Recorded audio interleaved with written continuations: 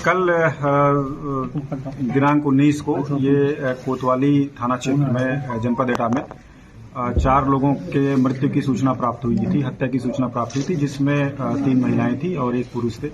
यहाँ पे घटनास्थल का इंस्पेक्शन किया गया और जो हमारी फॉरेंसिक टीम है, जो फॉरेंसिक एक्सपर्ट है, उनके द्वारा भी मौका मुआयना किया गया, सैंपल इकट्ठा किया गया।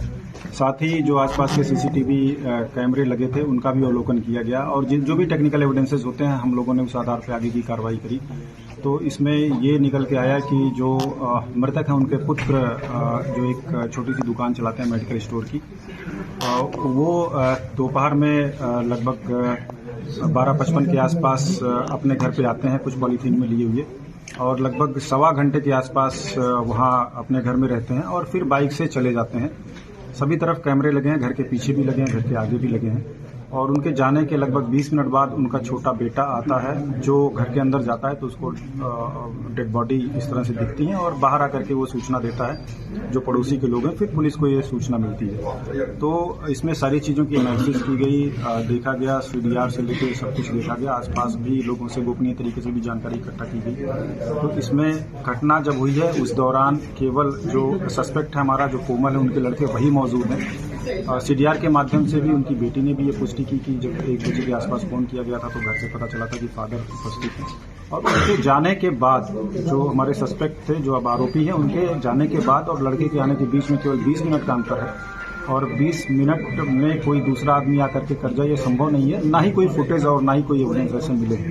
तो इससे साबित हुआ कि घटना इनके द्वारा की गई है। जब इनसे पूछताछ हुई तो इन्होंने भी इस बात को स्वीकारा, टैक्टिक्स अपना के काफ़ी पूछताछ की गई। इनके कपड़े का फोरेंसिक एग्जामिनेशन कराया गया जिसमें इनके कपड़े पे और जूते पे ब्लड स्टेन मिले।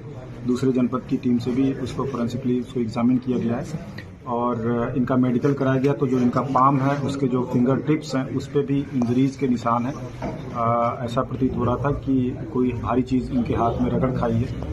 जो मर्डर वेपन था वो ईंट था जो घर के अंदर ही मौजूद था, छत से उठा के ले आए थे। तो ये सारी चीज़ें कनेक्ट करती हैं कि मर्डर इनके द्वारा ही किया गया है। इनकी स्वीकारोक्ति भी है इस मामले में। साथ ही जो इसके पीछे मोटिव आया, इनकी एक बेटी की शादी तय हुई थी जिसके पैसे के इंतजाम करने थे इनको और इनके द्वारा ये बताया गया कि कुछ पैसों के इंतजाम कर भी लिए थे इनके द्वारा, लेकिन वो 2-3 दिन डिले हुआ और जब ये खाना खाने गए तो इनकी पत्नी द्वारा फिर से पूछताछ की गई कि पैसे आपने दिए कि नहीं दिए, खाते में डाले कि नहीं डाले।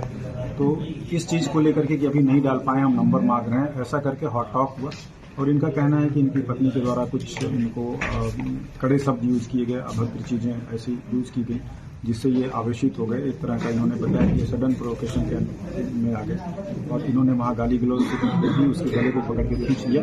उस समय इनकी बेटी भी दूसरे कमरे में मौजूद थी, वो भी आई। लड़ाई झगड़े की स्थिति उत्पन्न हो गई, दोनों को इन्होंने गिरा दिया था। फिर ये छत पे आराम से चले गए टहलते हुए और ईंट लेकर के आए और एकाएक इन्होंने 2-2, 3-3 ईंट मार दी। फिर इनकी जो मदर थी वो चिल्लाती हुई आई, शोर करने लगी तो इन्होंने मदर के सिर पे भी एक बार कर दिया। हालांकि उनकी डेथ नहीं हुई थी, वो नीचे गिर गई। फिर ये बाद में जो इनके फादर थे इनको लगा कि कहीं घटना पता ना चल जाए, साथियों को छुपाने और किसी को जानकारी ना हो, इस क्रम में इनके फादर जो कैंसर पेशेंट थे वो लेटे हुए थे, उनके भी सिर पे एक बार पाया गया जिससे उनकी भी डेथ हुई है।